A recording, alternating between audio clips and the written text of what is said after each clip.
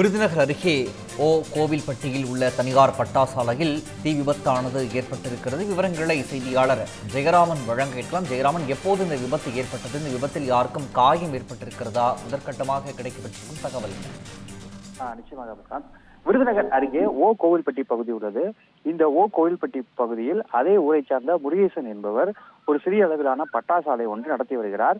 இந்த பட்டாசு ஆலை DRO லைசன்ஸ் பெற்று சுமார் 15 அறைகள் கொண்டு செயல்பட்டு வருகிறது. இன்று ஞாயிற்றுக்கிழமை விடுமுறை நாள் என்பதால் நேற்று இரவு பணி முடித்து சென்றவர்கள் அந்த பட்டாசு தயாரிப்புக்கு பயன்படுத்தப்படும் மூலப்பொருட்களான மணல் மற்றும் இந்த சாம்பல் தூசிகள் அட்டைப்பட்டிகள் வைத்திருந்த அறையில் எதிர்பாராத விதமாக தீ விபத்து ஏற்பட்டுள்ளது. இந்த தீ விபத்து பெரிதளவாக ஏற்பட்டு அங்கு வைத்திருந்த மணல்கள் மற்றும் அந்த அட்டைப்பட்டிகளில் பரவி உள்ளது.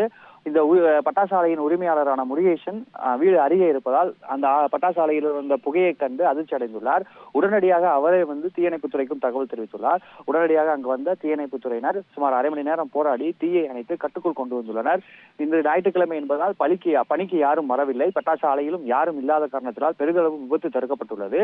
மேலும் தீ விபத்து என்பதால் உடனடியாக வந்த தீயணைப்புத்துறையினர் தீயை அணைத்து கட்டுக்குள் கொண்டு வந்துள்ளனர்.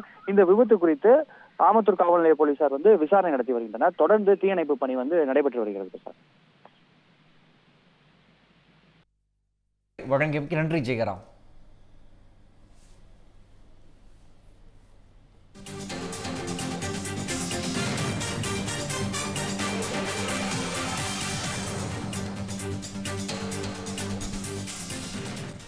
தமிழ் ஜனம் சேனலை சப்ஸ்கிரைப் பண்ணாம பார்த்துட்டு இருந்தீங்கன்னா மறக்காம சப்ஸ்கிரைப் பண்ணிடுங்க.